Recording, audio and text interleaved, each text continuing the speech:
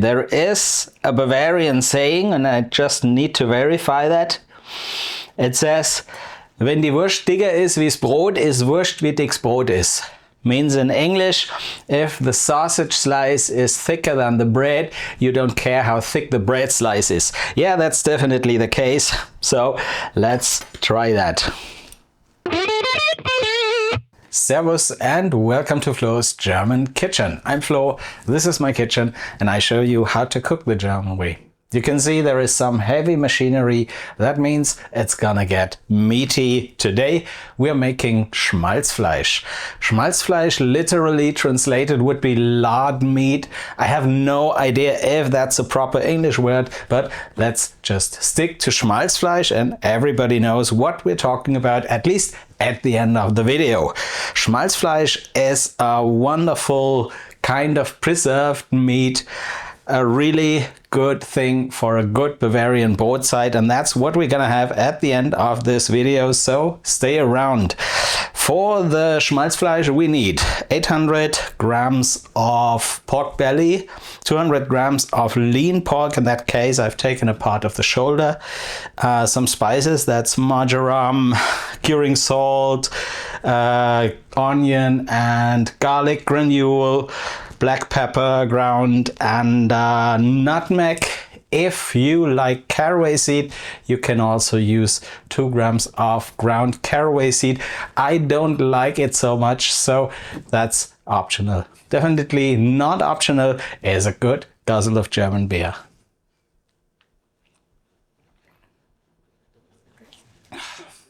Wunderbar.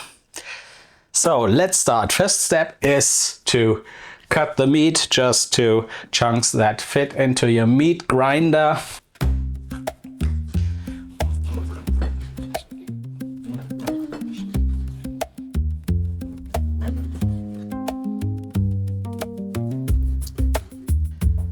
I'm talking about curing salt. This is German Nitritpökelsalz that's got about 4% of sodium nitrite. Flo is wrong.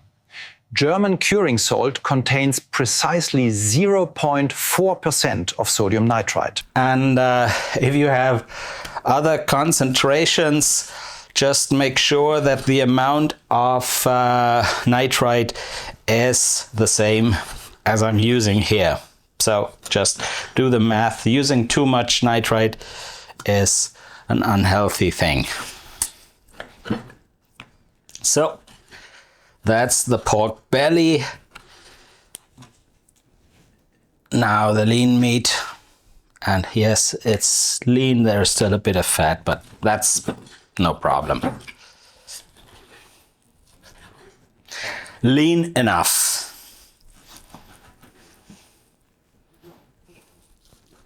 That's already that. And the next thing we're gonna do is we add the spices to the meat. A good thing to just make sure it's all mixed well is to just put everything in a jar.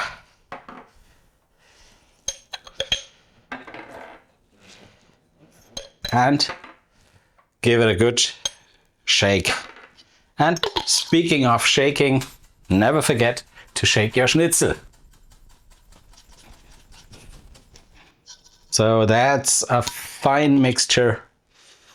Oh, that smells delicious. This is gonna be great. So let's add the spices.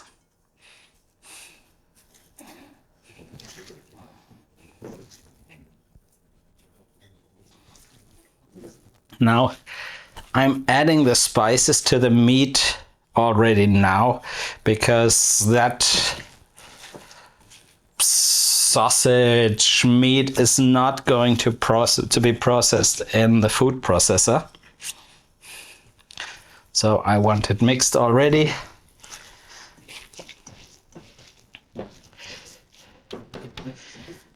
Yeah, that's mixed well. I'll just get some stuff off the table, and then we're gonna start grinding the meat.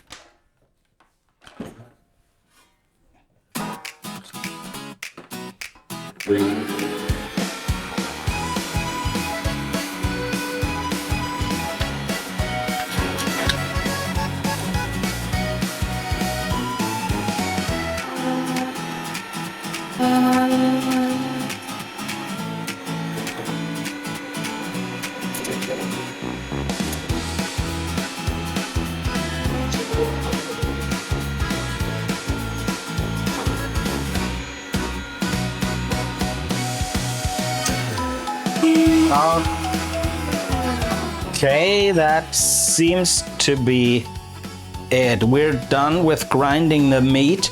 As you can see, I've used a disc with pretty small holes. That's a question of your personal preferences.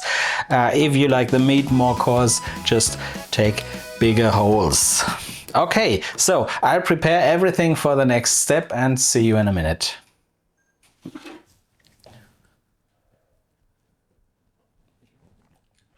Yeah. Okay, so next step is that we mix the mass just to get a better emulsion, cohesion, whatever you call that. So the Schmalzfleisch, yeah, stays compact when you cook it. Let's start the engine.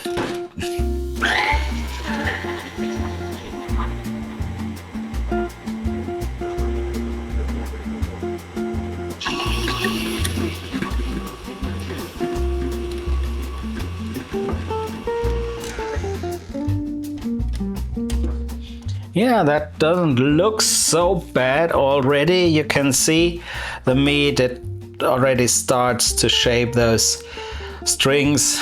I think 2-3 more minutes. Overall, it's about 10 minutes to mix. 2-3 more minutes and it's gonna be fine. Yeah. So you can see behind me there's a pot with hot water. I'm sterilizing the glasses and now we're gonna fill the glasses, and yeah, I'll just set up everything for that next step.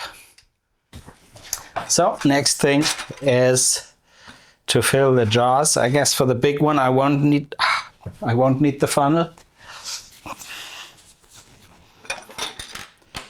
but I try to avoid having air in the jar. That's why I really just shape some balls, throw them in to kind of compress it. Jar is still a little hot. And what you want to do is to spare about 20% of the room in the glass, because the meat's gonna expand. So what I'm gonna do now is to just knock it on the table. These are these air bubbles. You don't want them in the glass.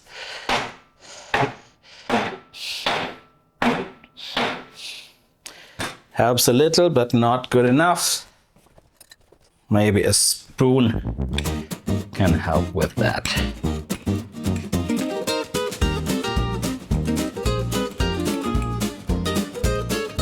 Yeah, I compressed it with the spoon. That looks much better.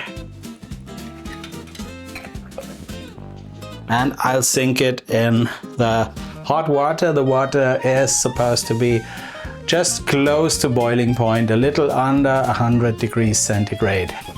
So what you can do is just take bigger jars. Yeah, that's already cooled down a little. Take bigger jars and have big chunks of Schmalzfleisch, or you take smaller ones and just have like one portion for a little breakfast or something. Yeah, just the way you like it, what your preferences are. This is a bit too much. And now again, get those enclosed air a bit out of the glass. Compress it. I think that's still a bit too much. We don't want the jar to explode.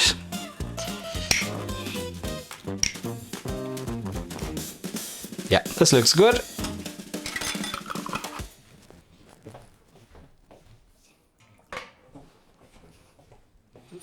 And here we got the tiny ones. No more throwing. That won't work.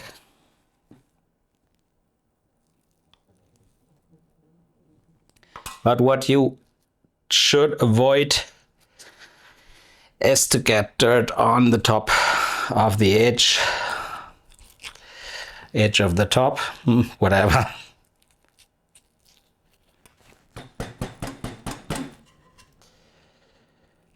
Because we want it to really be sealed well.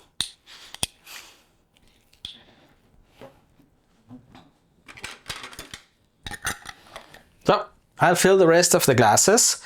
Then they stay in the water for around about 1.5 to 2 hours at that close to boiling point. And then we're gonna have a really delicious Bavarian Brotzeit. Here we have it, my wonderful Schmalzfleisch. You can see this looks pretty well. The scalding took about 2 hours and then I left it in the fridge overnight so everything could cool down. And here you got it, the meat, the jelly, the lard, everything looks pretty well, but it's got one imperfection, and that's here. What you can see is I was a bit careless when packing the glasses, so I left some pockets of air and the jelly settled in these pockets. So what you normally want, because making the Schmalzfleisch is also a way of preserving the meat, but to preserve it, it needs a layer of schmaltz, of lard on top of it, so everything is sealed and no air gets to the meat. And here you can see there is meat that is not covered with lard or jelly, and if you really want to keep this for a long time, this wouldn't be a good thing. But for now, I'm gonna eat that right now, so that's okay. But here's a little jar that looks as I've done things right, so I'm gonna open this first and hopefully we'll see a good layer of lard on top of it. The plop shows you it was sealed well, and here we got it, yeah, almost perfect. So when you make your Schmalzfleisch, make sure that you really pack it well, that there are no pockets, no bubbles in the glass, just really well compressed meat on the bottom. Then the jelly and the lard will settle on top of it. Now let's have a look at the bigger one. Yeah, well sealed also. Now this looks good because it's, yeah, sealed well. If it wasn't, this would look a bit darker and a little dry. I had that in one of the other jars. One more thing before we go. If you want to make sure you get the Schmalzfleisch out of the jar in one piece, use glasses that have an even side, even edge.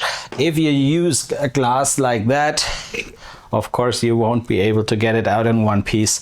So yeah, just make sure it's the right jar. Now let's see if I get it out like that. Yeah, looks great.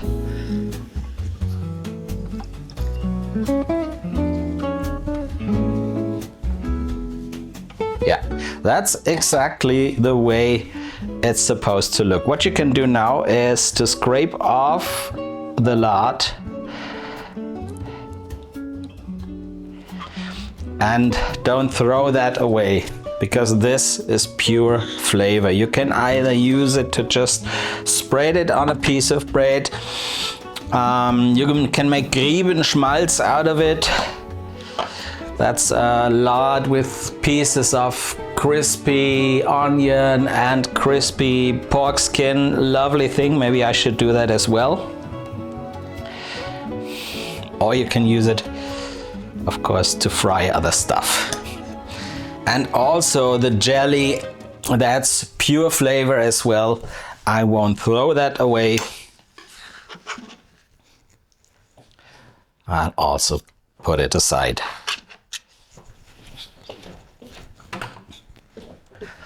So let's see what it looks like.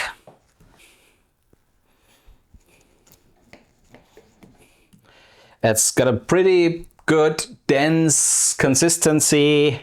It's meat, it's not a soft sausage, no Leberwurst or anything. And that's what it looks like, just lovely. I think I'll just arrange that to a good Bavarian Brotzeit. That will take a minute or two, and then I'll see you for the tasting. Wow, look at that. A good hearty example of a Bavarian brotzeit, and it looks so delicious. I don't really know where to start, but of course what we did today is the Schmalzfleisch, so I start with that. But one thing I need to tell you, there is a Bavarian saying, and I just need to verify that. It says, wenn die Wurst dicker ist wie's Brot, ist Wurst wie dick's Brot ist. Means in English, if the sausage slice is thicker than the bread, you don't care how thick the bread slice is. Yeah, that's definitely the case. So let's try that.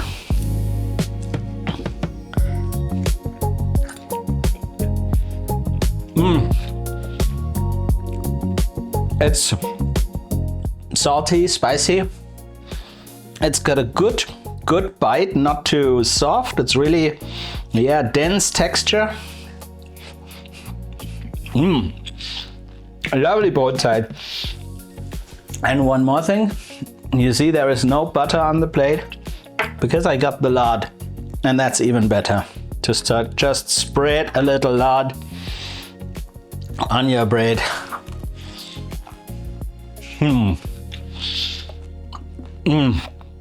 Great. Of course, you can always have some mustard with it, although that brings so much flavor. You don't necessarily need to use mustard with it, but each to his own. Yeah, it is good. It is good. And this is so appealing that I can't wait to finish that. So let's wrap this up. Here once again you got the small glass. This is about the perfect thing. So when you make your own Schmalzfleisch, really take care that you pack the meat tight on the bottom of the glass, so you got it all covered with gel and lard, and then everything's gonna be fine. I just have to eat one more of these. Yeah, I love it. German Schmalzfleisch. Cheers to German cooking, cheers to a good Bavarian brotzeit, and cheers to Schmalzfleisch.